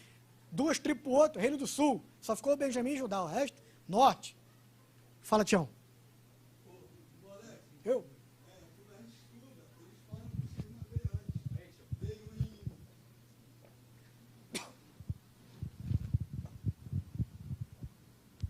Alguns estudiosos pegam cisma antes. Por quê? Porque quando eles moravam em Jerusalém, eles adoravam na cidade de Jerusalém. Lá no capítulo 11, o rei Jeroboão vai botar um bezerro, né, em Dan e outro em Betel, exatamente para eles não ir em Jerusalém, para eles não se levantar contra eles. E nós vamos falar sobre isso, Monte Gerizim. E isso, a partir daí, eles já não têm, eles já começam a se dividir de Jerusalém. Em 722, seria a gota d'água. Justamente, ele tem razão, tanto que a gente já fala isso no final, tá bom? Sobre o Monte Gerizim. Até o discurso de Jesus com a samaritana fala sobre isso. Onde é o lugar de adorar? Não é Jerusalém? O samaritano não adorava em Jerusalém. Aí Jesus veio, ó, não importa o lugar, rapaz, importa que adore em espírito e em verdade. Jesus é tremendo, né? Pregando para a samaritana. Mas vamos lá. Então os territórios foram o cisma. Capital do Reino do Norte, Samaria, capital de Israel. E capital do Reino do Sul, a gente sabe que é Jerusalém de Judá. Mas antes foi Siquém, depois que virou Samaria a capital, tá bom? A construção do templo rival lá, no Monte Gerizim, a rejeição do Antigo Testamento, exceto o Pentateuco, consolidou. É o que ele falou, já tinha o cisma, então ali ele foi consolidado, o cisma, foi a gota d'água, tá bom? Os judeus taxavam os samaritanos de híbridos. Não, ou seja, não são raça pura, não são judeus, porque se misturaram com outras, realmente eram, tá bom? Mas Jesus não tinha essa distinção, Jesus veio para todo mundo, isso que é importante. Raça, religião, chamaram de hereges, cismáticos, etc. Vários apelidos aí, negativos, pejorativos dos samaritanos, mas Jesus não se preocupou com isso, e nem Filipe. Filipe foi aos samaritanos, pregou a multidões. O que a gente aprende com Filipe? Precisamos amar as pessoas, não importa quem são, anunciar o evangelho, como Jesus fez. Jesus fez com a prostituta, leprosos, publicanos, são cobradores de impostos, né? Figuras marginalizadas na sociedade. Olha a pergunta para a gente refletir. E no nosso tempo hoje, quais são as figuras rejeitadas pela sociedade? A gente tem que pregar para eles. Eles precisam. O rico precisa, o pobre precisa. O cidadão honesto precisa, o marginal também precisa. Por isso que a gente vai no presídio, né, varão? Todo mundo precisa. Então você tem que ter cuidado com isso. Todos precisam ouvir a palavra de Deus. Eu não estou dizendo que eu quero que um preso que matou uma criança, estuprou uma criança, seja solto da cadeia, não é isso. Eu quero que ele cumpra o tempo determinado pela justiça. Só que eu quero que ele seja salvo. E vou lá ter comunhão com ele, vou dar um abraço, levo um bolo, levo um estudo bíblico, que eu quero que ele vá para o céu. Mas eu quero que ele pague o que ele fez aqui na terra. Tá bom? Justiça dos homens. Olha aqui só, vamos se encaminhando para o final. Aconselho ver esse filme aí hoje, hein? Netflix. Missão Mar Vermelho. Já viu? Já viu? É com o Capitão América, o Chris Evans. Vale a pena, hein? Você vai entender o contexto desse filme do que eu vou falar agora. Para a gente fechar a aula. Além de Samaria, último tópico aí. Filipe pregou para o gentil que eu falei, o eunuco. Para realizar a tarefa de evangelização pessoal, ele já tinha evangelizado em massa, cruzada. E agora ele foi evangelizar uma pessoa. Evangelismo pessoal. Para realizar, Deus usou ele novamente, o diácono. Porque ele dominava a língua grega, dominava. Ele não falava o koiné que todo mundo falava na época. Koiné é só para vender e comprar. Chegar no porto com produto, compra e vende. É igual o inglês de hoje, né? Todo mundo tem que dominar o inglês. Nem que seja para fazer um negócio, alguma coisa rápida. Eu não falo nada de inglês, mas eu já fiz algumas viagens no exterior E consegui me virar. E também fui enrolado, né? O cara me vendeu um relógio e estava quebrado. Não entendi o inglês, o cara falou, tá bom, me dá aí. Cheguei lá, não funcionou. Eu entendi que era só tirar aqui um negócio que ia funcionar. Estava quebrado. Mas você tem que dominar a língua. Ele dominava. E além disso, ele tinha bagagem, porque ele fez cruzada evangelística, Samaria, pregou para todo mundo, ganhou alma, batizou. Aí, por esse motivo que Deus não usou Pedro e João. São apóstolos líderes da igreja, um dos líderes. Ele usou o diácono.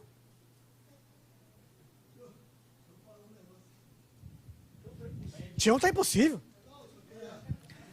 Ó, deixa eu falar aqui. Tião também dá aula com a gente no presídio há mais de 10 anos, né, Tião? Irmão Alex, deixa eu. Porque assim, a gente procura estudar para passar aula, entendeu? E domingo eu vou estar dando aula e eu vou falar isso. Eu quero um montão de professores aqui, todo mundo abalizado.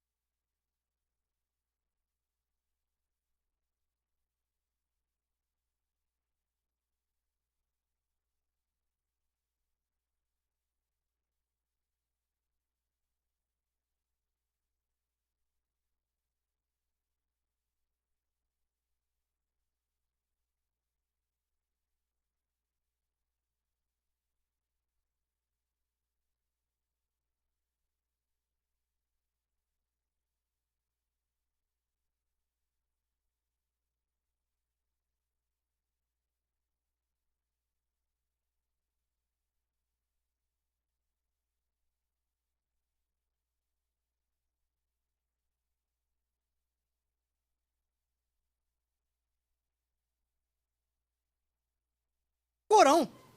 Eles juntaram tudo com histórias, desde a época das viagens da rainha etíope para ouvir Salomão falar, juntaram tudo e fizeram a Bíblia deles, Quebra e Negaste. Existe até hoje, lá na África. Encontramos o relato mais detalhado do encontro da rainha de Sabá e rei Salomão, que ele falou ali. Então ali tem um detalhe. Agora, para a gente não vale de regra, não está na Bíblia. Agora a tradição conta que isso. O documento dá conta que, tendo convencido Maqueda, Maqueda é a rainha de Sabá, era o nome dela, rainha de Sabá, né? Era chamada assim.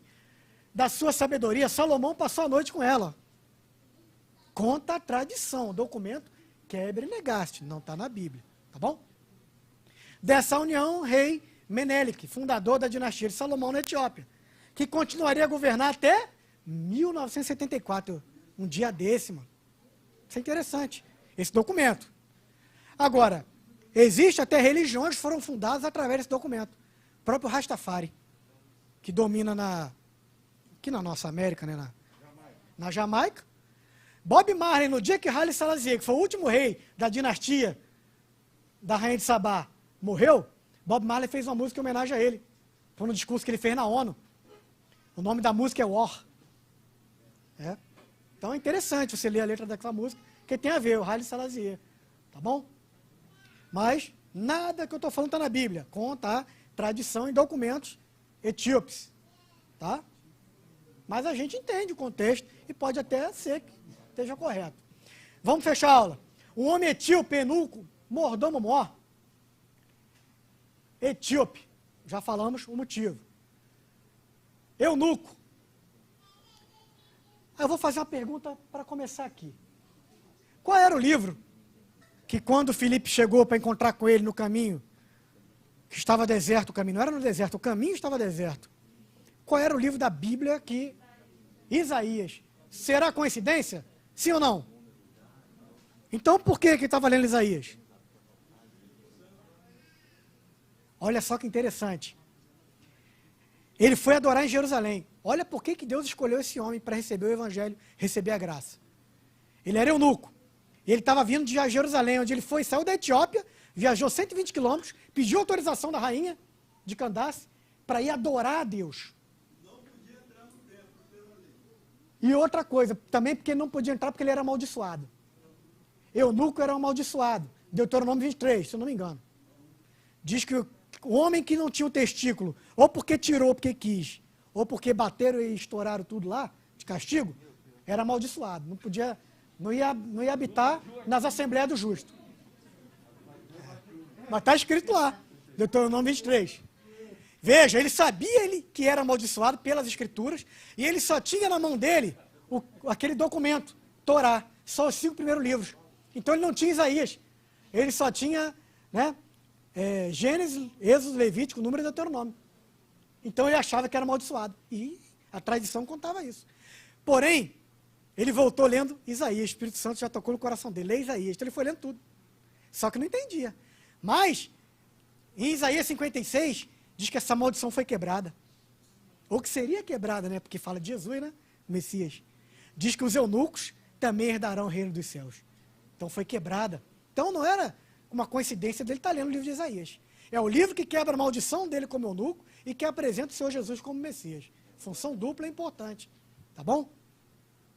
Isso pode significar que ele era judeu, olha lá. Ó.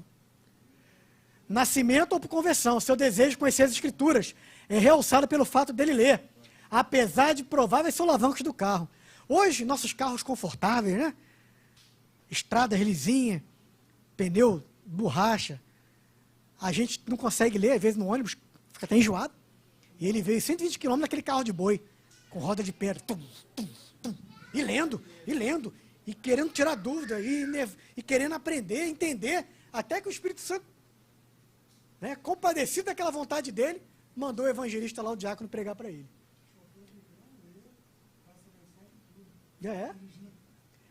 O Espírito Santo sabia do ávido desejo do eunuco, por isso disse a Filipe, aproxima-te daquele carro, algo te espera, meu senhor, vai lá.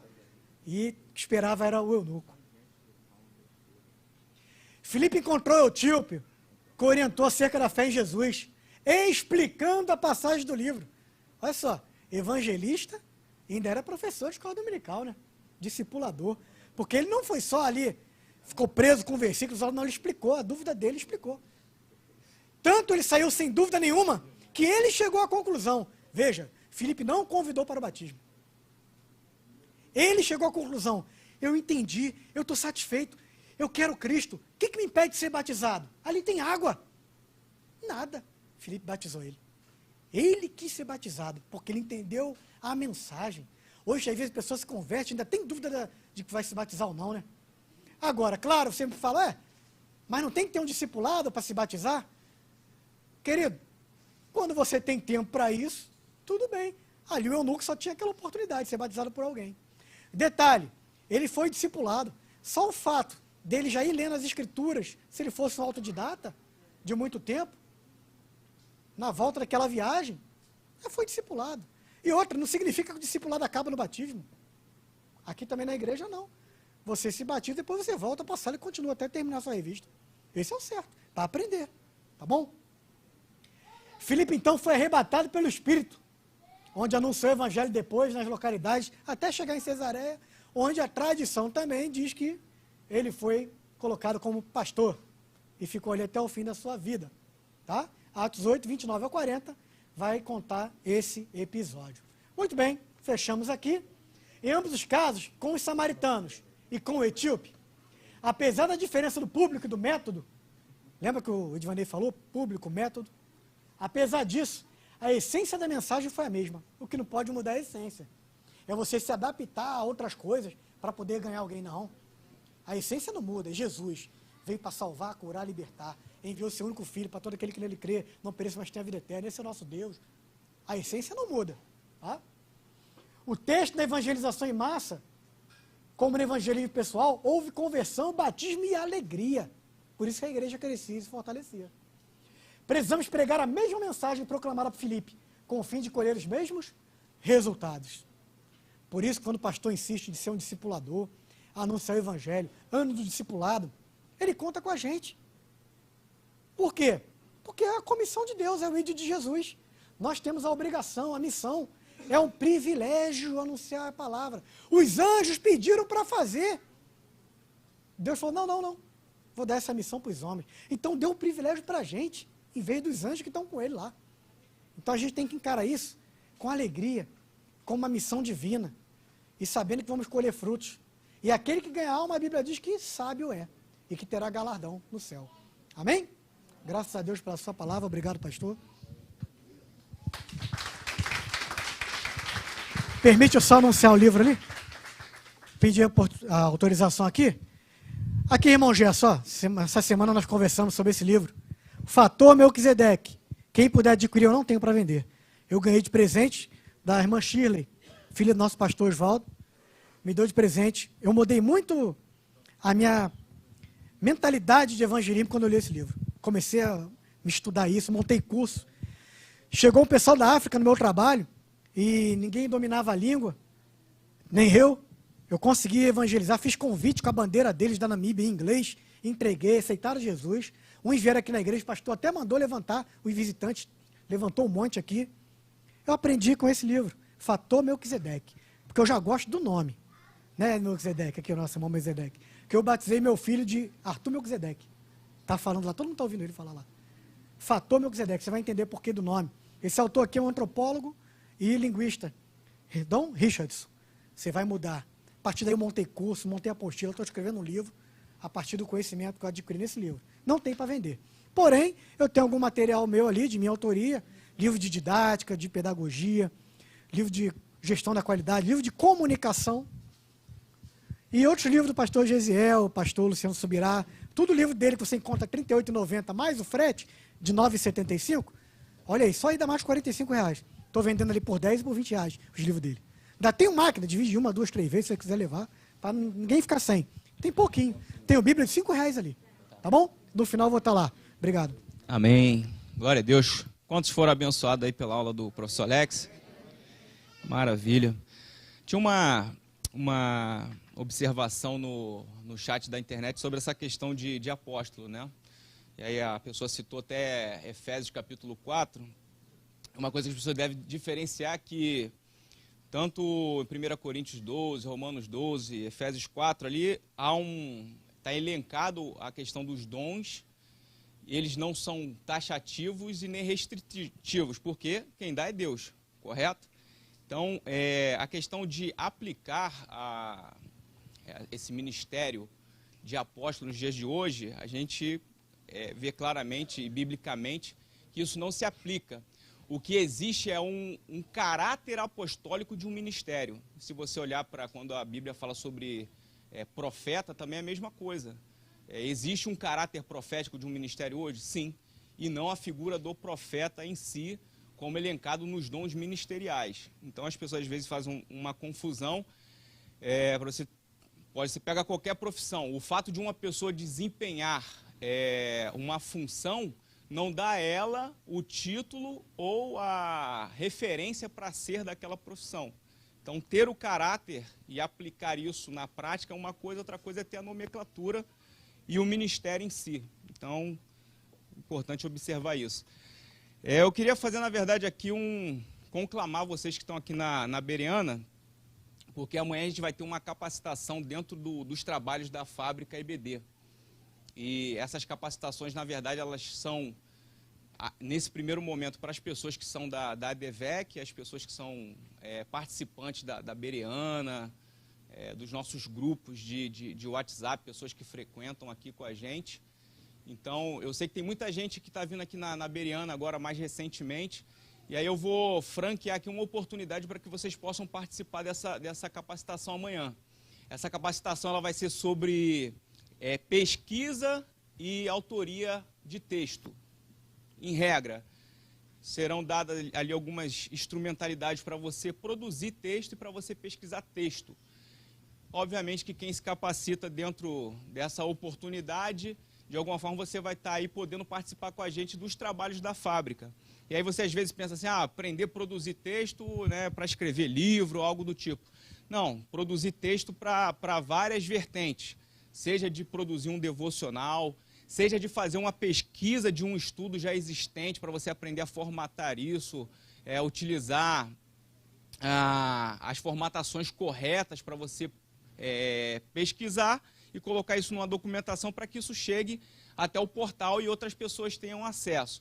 E aí, quem tiver com caneta e papel, anota aí que eu vou passar o e-mail da EBD, porque isso está passando em alguns grupos, sei que algumas pessoas não estão nos grupos, então, para poder conseguir englobar todo mundo, inclusive quem é da nossa igreja e está nos assistindo pela internet, o e-mail é EBD, esse é fácil, né? ebd@advec.org. ebd@advec.org. Isso. Aí você vai fazer o seguinte, duas opções. Uma, você pode mandar o e-mail informando que você quer participar da capacitação, e outra, você pode informar também que você quer participar de um dos nossos grupos de WhatsApp. Se você quiser participar do grupo de WhatsApp, o que você vai fazer? Colocar seu nome, informar que você quer participar da capacitação amanhã, que vai ser às 10 da manhã, via Zoom, né, que é o aplicativo mais usado para esse tipo de reunião. E você vai colocar o seu número de WhatsApp, dizendo que você quer participar do Grupo da Bereana. O Grupo da Bereana, onde circulam essas informações, tanto de quem vai ser o professor sexta-feira aqui, quanto de oportunidades de capacitação. Tá? Esse grupo tem algumas regras, né, de você participar lá. Então, geralmente, o que circula nele, quando todo mundo está ali dentro dessas regras, é informação da EBD. Então, ebd@advec.org. Você vai falar seu nome, coloca lá a sua filial, se você é da sede, diga que você quer participar da capacitação amanhã às 10 horas e deixa o seu WhatsApp se você quiser entrar dentro de um dos grupos aqui da Escola Bereana. Então, a oportunidade é gratuito, vai ter certificado e vai ajudar você não só para poder colaborar com os trabalhos da fábrica EBD, mas para a sua vida, né, pessoal, profissional. Para você ter uma ideia, a pessoa que vai dar essa capacitação amanhã é alguém de gabarito para isso, né? O André Batalhão, lá de São Paulo, é alguém com alta formação, pessoa que está acostumada a lidar com trabalhos acadêmicos. Amanhã, obviamente, nós vamos ter as pessoas perguntar, vai ensinar a regra da ABNT, enfim, vai pegar-se essa ideia toda de organização textual e dar de uma maneira simplificada para que você instrumentalize essas coisas básicas de pesquisa, de análise de texto, de copiar texto. Inclusive, nós vamos ter também a participação do pastor Erivelto, que é lá de São Paulo, para falar sobre um pouco da questão teológica, de como você pesquisar, quais os sites você pesquisar, aonde você não deve pesquisar, que tipo de assunto você deve ter cautela para pesquisar. Então, a gente está querendo formar pessoas que produzam. Para poder a gente ter bastante conteúdo na internet, a gente precisa de pessoas que se capacitem, de pessoas que se prontifiquem a nos ajudar. Tá bom? Vamos nos colocar de pé. Chamar aqui o pastor Vidal. O pastor Gilson já começou com a oração de poder, agora o pastor Vidal vai terminar. Oremos a Deus. Amado Deus, querido Pai, nós te damos graça por mais essa oportunidade que nos foi concedida de adquirirmos o conhecimento através da instrumentalidade do teu servo Alex, que muito nos abençoou. Muito obrigado a todos que participaram juntamente conosco através da rede social. Seja abençoado neste dia.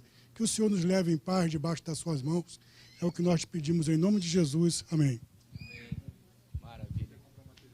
Pessoal aí, pode passar lá atrás e ver com o Alex tem sempre uma promoção.